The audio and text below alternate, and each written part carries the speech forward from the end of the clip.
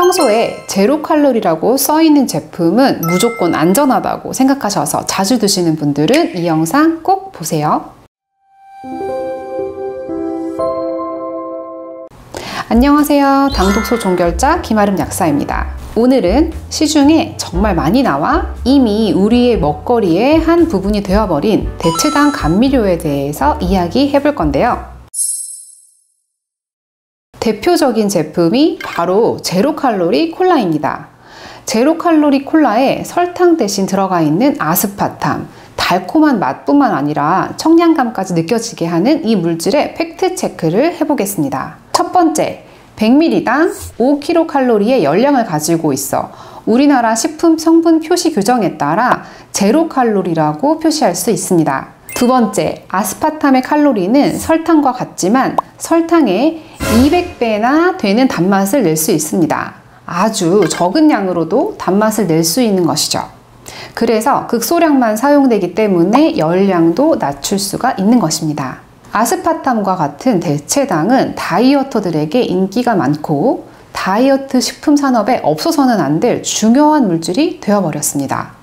대체당의 종류는 우리나라에서 허가된 것만 총 22종이 있고 그중 가장 자주 볼 수 있는 것이 바로 아스파탐과 수크랄로스, 스테비아, 알룰로스, 에리스리톨, 자일리톨 등입니다. 콜라와 사이다 같은 탄산음료에는 아스파탐을 많이 쓰지만 다이어트 아이스크림과 제과류에는 에리스리톨과 알룰로스, 스테비아를 쓰고 껌과 같은 간식류에는 자일리톨을 많이 쓰는데요. 이름들은 조금씩 어렵기도 하고 생소하기도 한 이 대체당은요, 결국 설탕과 같은 단맛을 내지만 칼로리는 낮아 혈당 상승 폭이 적습니다. 따라서 당뇨나 비만 환자, 다이어터에게 안전한 단맛으로 인식되고 있습니다. 그런데 과연 이런 대체당이 주는 단맛은 100% 안전할까요? 얼마 전 대체당이 오히려 심장마비, 고혈압, 고콜레스테롤 위험을 높인다는 연구 결과가 있었습니다. 미국 클리블랜드 클리닉 러너 연구소가 23년 2월에 발표한 기사를 살펴보겠습니다. 제로칼로리 식품에 사용되는 인공 감미료인 에리스톨이 심장 관련 질환 위험도를 높일 수 있다는 연구 결과를 네이처 메디신이라는 국제 학술지에 발표했는데요. 치명적이지 않은 심장마비와 경색부터 뇌졸중, 심혈관계 질환을 경험한 환자들을 무려 4천여 명이나 분석한 결과 에리스리톨의 높은 혈중 수치를 보이는 환자에게서 동맥의 혈전 형성이 증가되어 심장마비나 뇌졸중의 위험을 높이는데 유의미한 상관관계를 보였다라는 내용입니다. 심혈관계 질환은 노화나 대사증후군과 같은 요인에 의해 발생합니다. 전 세계적으로도 심장 질환이 주요 사망 원인이 되는 것이 팩트이고 에리스리톨이 직접 혈전을 일으킨다라는 결론을 내릴 수는 없습니다. 그러나 이 연구를 주도한 스탠리 헤이즌 박사는 우리가 먹는 음식이 숨은 기여자인지 아닌지 확인해야 한다라고 이야기를 했습니다. 물론 반대 의견도 있습니다. 동물 실험 결과는 거의 치사량을 투여한 케이스라 실제로 사람이 그렇게까지 많은 양의 대체당을 먹지는 않는다라는 의견인데요.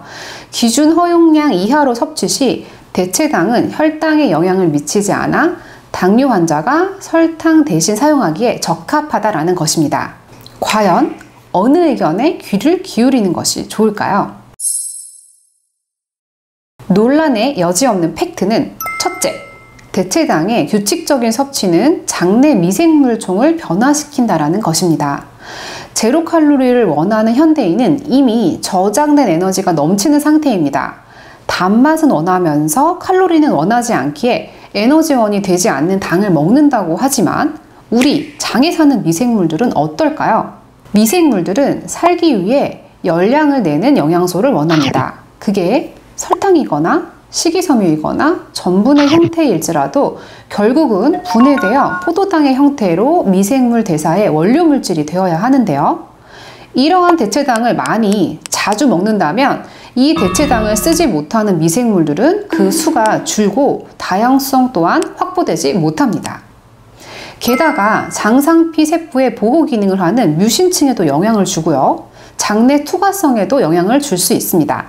다시 말해 장의 장벽 기능을 손상시키고 우리 몸에 유익한 물질을 내어주는 착한 미생물들의 수가 줄 수 있는 가능성이 큰 것으로 밝혀졌다는 것이죠. 평소에 장이 약한 사람일수록 그 위험도가 더 커진다라고 할 수 있겠습니다. 대체당을 너무 많이 먹으면 장이 나빠질 수 있다는 것 꼭 명심하셔야 하겠습니다. 두 번째, 당에 대한 탐닉을 심하게 만들 수 있습니다. 여러분, 혹시 이런 경험을 하신 적이 있으신가요? 기름진 피자를 2조각을 먹고 느끼한 기분과 포만감이 함께 몰려와서 거북할 때 제로콜라를 마시고 입안이 깔끔해짐과 동시에 한 조각 더 먹을 수 있겠다, 더 먹고 싶다라는 욕구에 남은 피자를 마저 먹어치웠던 그런 경험이요. 대체당은 오히려 당에 대한 갈망을 증가시키고 식욕을 촉진한다라는 사실, 즉 뇌를 속여 단맛은 느끼지만 실제로 칼로리는 없어서 오히려 영양교란을 일으키고 다음에 들어오는 에너지를 저장하려 하고 더 많은 양의 음식을 찾도록 만든다라는 것입니다. 그 결과 오히려 포도당을 대사하여 에너지를 생산하는 시스템이 교란되어 포만감을 잘 느끼지 못하게 됩니다. 뿐만 아니라 장내 미생물 변화와 더불어 포도당이 당뇨의 상태처럼 세포의 에너지원으로 잘 활용되지 못하는 내당능 장애의 상태가 유발되기도 합니다. 여러분, 무엇이든지 완벽한 물질은 없습니다. 맘 놓고 많이 먹어도 살도 안 찌고 장도 튼튼해지면 얼마나 좋겠습니까마는 사실 제 고객들에게는 그냥 설탕이 든 것을 조금만 드시고 내가 왜 단 것이 먹고 싶은가에 대한 원인을 생각해보는 시간이 중요하다는 것을 설명드리는데요. 우리 몸은 정직하기에 단맛이 느껴지는데 실제로 열량은 안 들어오는 상황을 좋아하지 않습니다. 장에 사는 수십억, 수백억 개의 미생물총들도 우리와 함께 살아가는 공생관계이기에 무엇이 그들에게 도움이 되는 상황인지 또한 인지가 필요하고요.